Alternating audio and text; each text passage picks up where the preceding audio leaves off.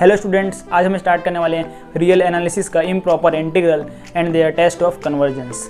तो आज का टॉपिक बहुत ही इंपॉर्टेंट है। आज इस चैप्टर को हम स्टार्ट करने जा रहे हैं। चलिए क्लास को स्टार्ट करते हैं। इम्प्रॉपर इंटीग्रल समझने से पहले हमें प्रॉपर इंटीग्रल समझना पड़ेगा।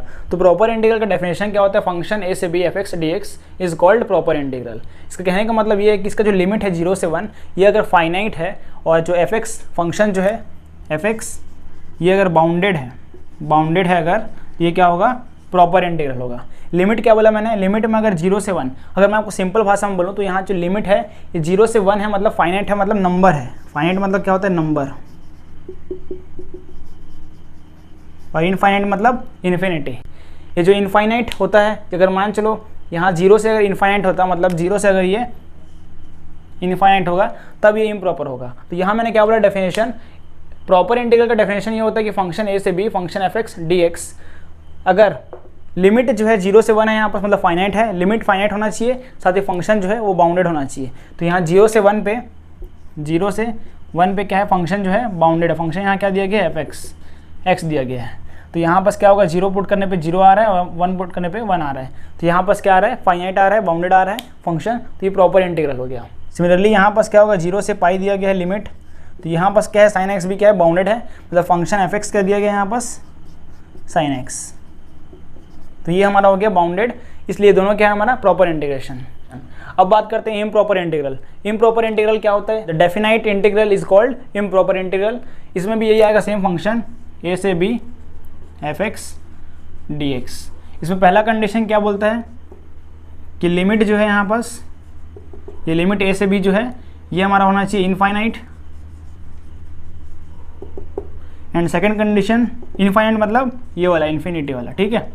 और यहाँ पर एफ एक्स जो है वो अनबाउंडेड होना चाहिए, एफ एक्स इज अनबाउंडेड। ये कंडीशन होता है हमारा इम्प्रॉपर इंटीग्रेशन। इन दोनों में से अगर कोई भी एक कंडीशन भी अगर फॉलो करता है, हमारा एक कंडीशन भी अगर सेटिस्फाई हो रहा है, इसका मतलब क्या है? वो इम्प्रॉपर इंटीग्रल है। तो यहाँ पास आप समझ सकते हो एग्जाम्पल से। यहाँ पास देख रहे हो आप, लिमिट क्या है? 0 से इनफाइनाइट है, इसका मतलब क्या है? ये इम्प्रॉपर इंटीग्रल है पहला। इसके कारण हम जानेंगे कि ये क्या है? इम्प्रॉपर इंटीग्रल है। अब सेकंड एग्जाम्पल की बात करते हैं। सेकंड एग्जाम्पल में क्या देख रहे हो आप? ये जो लिमिट है हमारे पास ये क्या दिया है? फाइनाइट है, यहाँ 1 to -1 है, मतलब लिमिट यहाँ -1 से 1 गया हमारे पास, ठीक है। और फंक्शन क्या दिया गया है? एफ एक्स 1/x, ये हमारे पास गिवन है। तो ध्यान से देखना, इसके -1 to 1 के बीच में क्या आएगा? 0 आएगा। तो जब इसमें 0 पुट करते हैं तो 1/0 क्या आएगा? इनफाइनाइट। मतलब क्या हो गया? फंक्शन क्या है यहाँ पास? अनबाउंडेड है। मैंने क्या बताया? दोनों में से अगर किसी एक कंडीशन को भी अगर फॉलो करता है, इसका मतलब क्या हुआ? इम्प्रॉपर इंटीग्रल है। तो यहाँ क्या हो गया? फंक्शन अनबाउंडेड हो गया, पर लिमिट क्या है? फाइनाइट है। तो फंक्शन जब अनबाउंडेड हो जाता है, इसका मतलब क्या? वो इम्प्रॉपर इंटीग्रल। तो ये सेकंड हो गया। थर्ड एग्जांपल देखते हैं। तो यहाँ पे क्या दिया गया है? लिमिट 1 से इनफाइनाइट, ठीक है। तो 1 से इनफाइनाइट के बीच में क्या आता है? 2 भी आता है, ठीक है। जब इसमें वैल्यू पुटअप कर देंगे फंक्शन में, F X is equal to 1/x - 2, तो यहाँ 1/2 - 2 क्या हो जाएगा? 1/0। एंड 1/0 क्या होता है? इनफाइनाइट। अब फंक्शन यहाँ फिर से क्या हो गया? अनबाउंडेड। तो यहाँ पर ध्यान देना है आपको, फंक्शन भी अनबाउंडेड है, साथ ही लिमिट भी क्या है? लिमिट भी यहाँ बस इनफाइनाइट है। लिमिट भी इनफाइनाइट है, फंक्शन भी अनबाउंडेड है, इसका मतलब क्या हो गया? ये भी इम्प्रॉपर इंटीग्रल हो गया। अब बात करते हैं टाइप्स ऑफ इम्प्रॉपर इंटीग्रल क्या होता है। सबसे पहले बात करते हैं improper integral of first kind.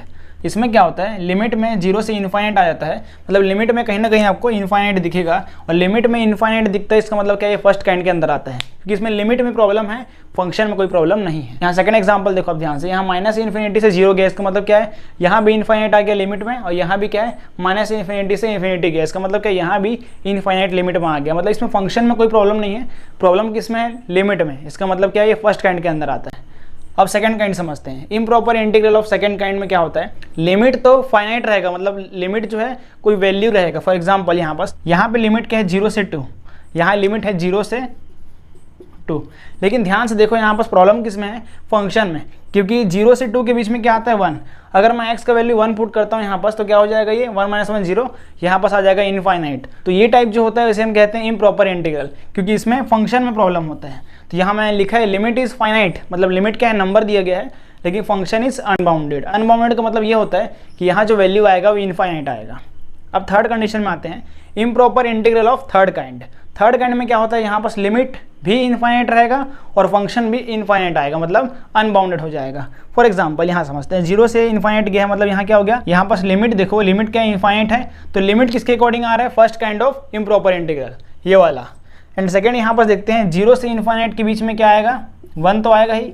तो जब इसमें 1 पुट करेंगे वैल्यू तो क्या हो जाएगा, 0 हो जाएगा। 1/0 इज इन्फाइनाइट, मतलब क्या हो रहा है, फंक्शन भी यहाँ पर अनबाउंडेड आ रहा है। इसका मतलब ये है कि ये जो लिमिट है, ये जो थर्ड काइंड है इंटीग्रल का, ये फर्स्ट एंड सेकेंड काइंड दोनों काइंड को फॉलो करता है। इसमें दोनों का प्रॉपर्टी है। इस इंटीग्रल में लिमिट में प्रॉब्लम होता है, लेकिन सेकेंड इंटीग्रल में क्या होता है, फंक्शन में प्रॉब्लम होता है। एंड थर्ड में दोनों में प्रॉब्लम होता है। उसमें आपको लिमिट भी फाइनाइट देखने को मिलेगा, साथ ही फंक्शन भी आपको फाइनाइट देखने को मिलेगा। तो ये हो जाता है टाइप्स ऑफ इंटीग्रल।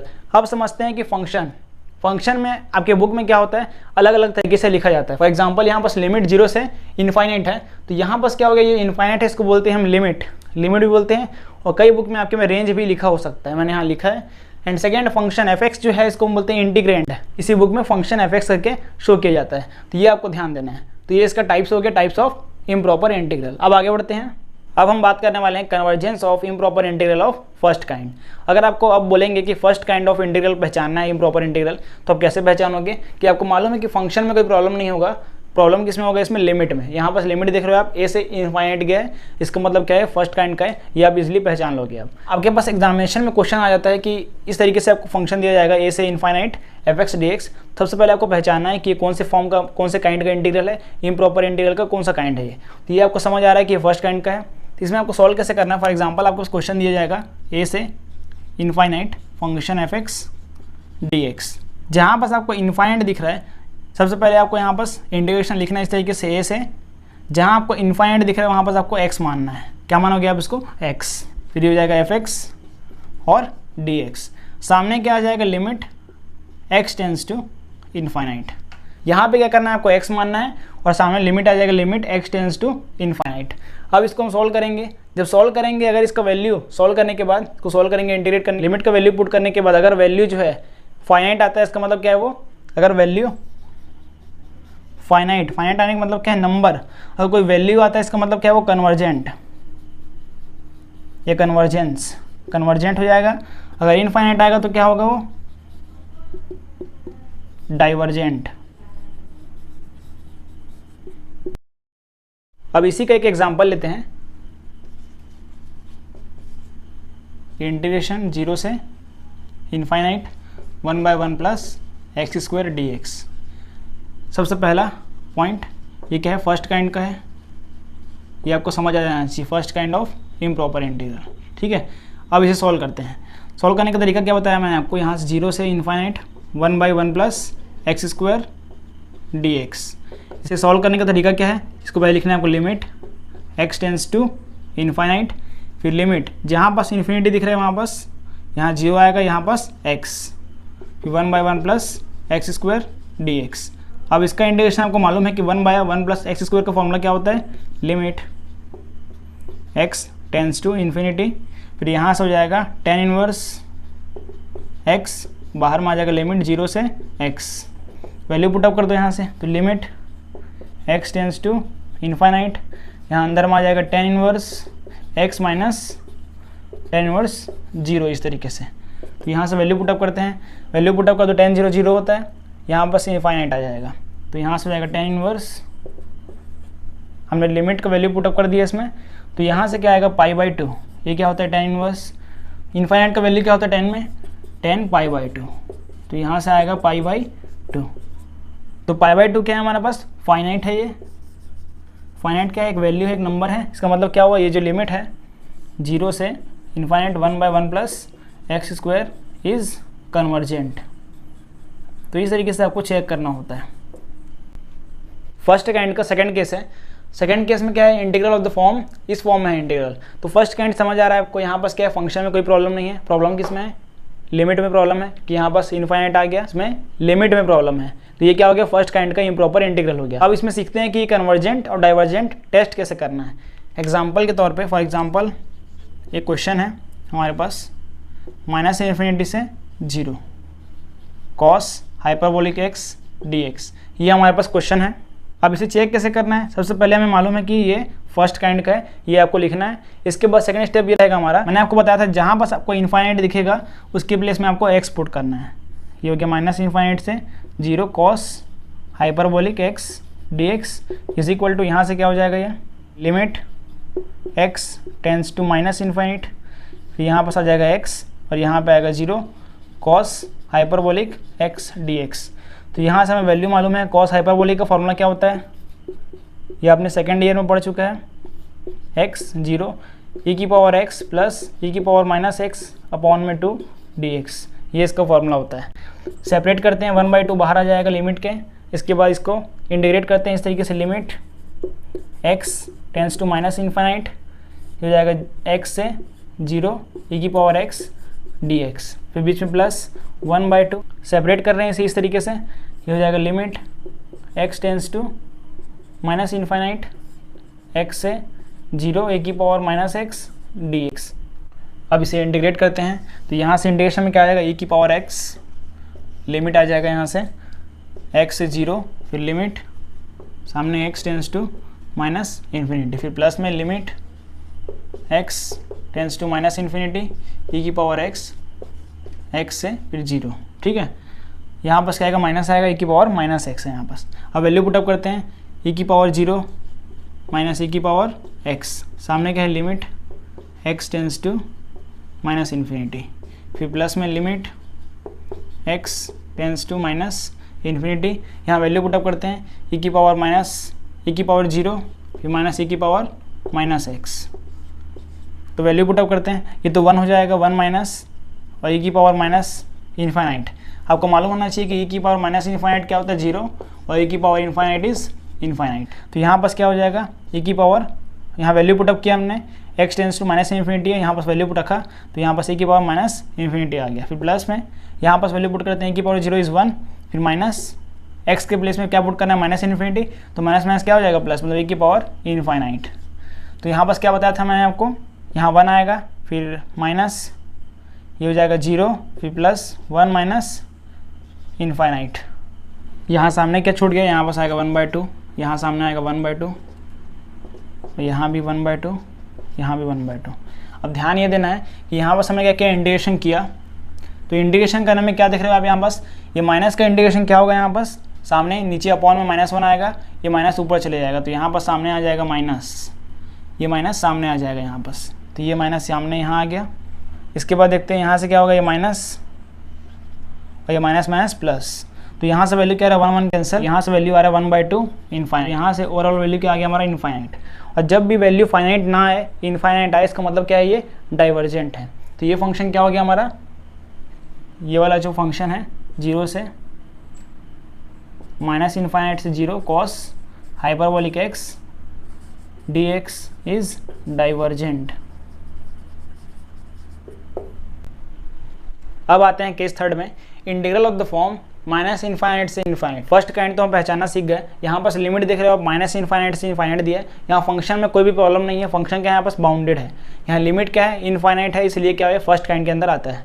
अब इसे सॉल्व कैसे करना है, सबसे पहला काम, अगर आपके पास इस तरीके से क्वेश्चन दिया जाएगा माइनस इनफाइनाइट से इनफाइनाइट, तो आपको फॉर्मूला मालूम होगा, इसे हम तोड़ते हैं इस तरीके से हैं, माइनस इनफाइनाइट से a, फिर fx dx, फिर प्लस में यहाँ पास आ जाएगा a से इनफाइनाइट fx dx, ये इसका फॉर्मूला होता है। आपको इसमें सेपरेट करना है, मतलब इस फॉर्मूले का यूज़ करना है, तब इसे सॉल्व करना है, सेम तरीके से जैसे मैंने आपको सिखाया, लिमिट लेके सॉल्व करना है, ठीक है।